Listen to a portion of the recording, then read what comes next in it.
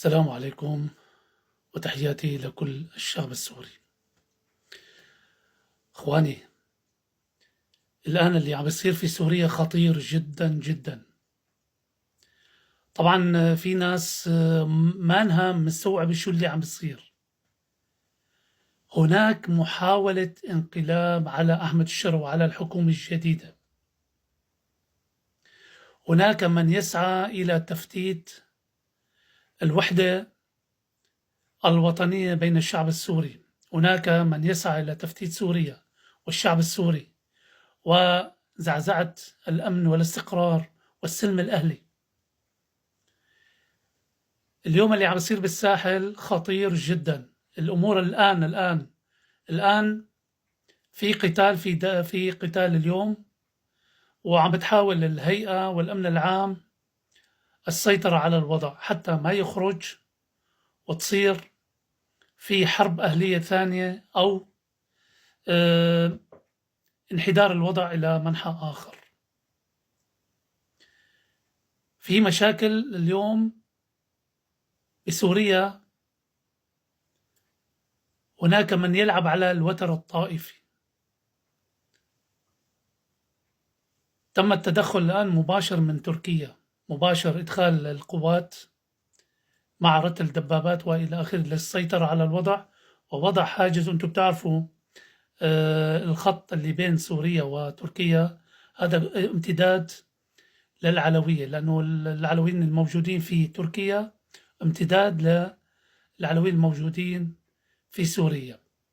فتم تدخل الجيش التركي خشية ما تنتقل المشاكل وتكبر المشاكل. هذا الأمر خطير. لذلك على الشعب السوري الوعي والوقوف إلى جانب هذه الحكومة الجديدة حفاظا على سوريا وشعب سوريا والوحدة، وحدة الصف السوري، وحدة الشعب السوري، وحدة الأراضي السورية. وناشد كل الشعب السوري، وناشدكم بالله، كونوا على حذر. سوريا بأمانتكم جميعا، من القيادة، من الحكومة الجديدة، إلى الأكراد، إلى الشعب السوري، إلى أهل السنة، إلى المسيحيين، إلى الدروز، إلى العلوية الشرفاء، إلى أهل الإسماعيلية، إلى كل الطوائف في سوريا. سوريا في أمانتكم. إحنا شعب واحد. إحنا ما بدنا طائفية في سوريا. إحنا ضد الطائفية وضد الفتنة وضد المناطقية وضد تقسيم سوريا. نداء لكم جميعا. وجه كلمة لأهل سويدة الكرماء، لأهل سويدة أهل الشهامة، أهل النخوة، للشيخ أحمد الهجري. اتمنى منكم، أنتوا أول الناس اللي ناديتوا بوحدة سوريا، الحفاظ على سوريا. وناشدكم بالله، سوريا هي بأمانتكم. إحنا مثل ما بقول المثل، العين ما بتعلى على الحاجب. أيضا نداء إلى الكرد، أيضا العين ما بتعلى على الحاجب. أنتوا جزء من سوريا مهم جدا. أناشد كل الشعب السوري الوقوف في هذه المرحلة الصعبة جدا. سوريا أمام تحديات كبيرة جدا. إذا ما كنا واعيين للي عم بيصير، سوريا حتطير. هم بده يلاقوا فرصة واستغلال نقاط الضعف حتى يقسموا سوريا. هناك محاولة انقلاب على أحمد الشرع وعلى الحكومة الجديدة. إحنا لاحظنا بالجامعة العربية لما تم دعوة أحمد الشرع، لبى الدعوة وراح وشارك، ومن خلال كلمته ألقى كلمة كانت قوية جدا وفيها رسائل. وأيضا كان هناك كلمة لأمير قطر، كان مرحب جدا بأحمد الشرع وعودة سوريا إلى الجامعة العربية. وهذا مؤشر مهم وتغيير كثير من الأمور اللي طرأت على سوريا في السابق، وهذا من صالح سوريا والشعب السوري. أيضا هذا الأمر اللي حصل خلى إيران تغلي غلي، لذلك إيران اليوم عم تلعب بشكل خبيث على الوتر الطائفي. كان هناك تحذيرات من تركيا للقيادة الجديدة ما تخططه إيران. فأناشدكم بالله يا أهل سوريا تنتبهوا إن كنتوا في الداخل وإن كنتوا في الخارج. سوريا هي وطنكم، سوريا هي أرضكم. لا حدا يقول إنه هي مو أرضنا أو كذا. سوريا تحتاج كل فرد فينا.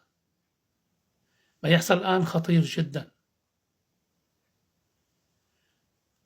قلنا لكم أحمد الشرع اليوم تم الاعتراف فيه تقريبا، يعني صفي بس إنه يشيلوا العقوبات وبعض الأمور مشي حالها. القرار لا لكم. في أخطاء نحن ما بننكر، بس الآن الوضع يختلف. زمن النظام البائد وانتهى ولن يعود أبدا. أيضا يعني بده يكون واحد متروي. هاي الأيام الجاي بده يكون واحد متروي. بتمنى من كل الشعب السوري اللي عم يطلع في التواصل الاجتماعي من ناس عم يعني مثل ما بتحرض على الطائفية والفتنة، حط إذن من عجين وإذن من طين، لا تسمع. لازم تتعلموا من الدرس، لازم تتعلموا من اللي صار بسوريا. اللي صار بسوريا والله بيعلم اللي ما بيتعلم. درس كبير لازم كلياتنا نتعلم من الدرس. كونوا واعيين، كونوا على قد المسؤولية، كونوا على دراية واعية ما يحصل الآن على الأرض السورية. في مؤامرة كبيرة. المقصود مو والله الحكومة ولا فلان، المقصود هو الشعب السوري، تفتيت سوريا والشعب السوري. لذلك عليكم الحذر، عليكم الوقوف إلى جانب هذه الحكومة. أنتم أصحاب القرار، الشعب السوري هو صاحب القرار. أما الحكومة الجديدة هي تسير الأعمال، هي مهمتها لبناء سوريا، لا الحفاظ على سوريا، الحفاظ على المؤسسات، إعادة بناء سوريا وهيكلة سوريا، إعادة مؤسساتها. إحنا من واجبنا الإنسان الوطني بيوقف مع هدول لحتى تضل سوريا واقفة.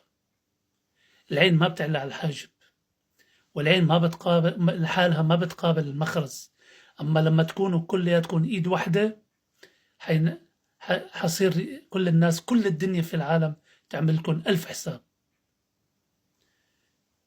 ديروا بالكم. هذا نداء للجميع، الحذر، لا حد يشتغل على الوتر الطائفي. أيضا بوجه كلمة ونداء لكل وجهاء العلوية الشرفاء يلي في الساحل. ضبوا هالأمور، احتووا هالأمور. هذا الوطن للجميع. احنا لسنا طائفيين، لسنا مثل هذا النظام السابق البائد الذي زرع الطائفية والفتنة بين الشعب السوري. نحن نريد الخلاص من هذا الموضوع.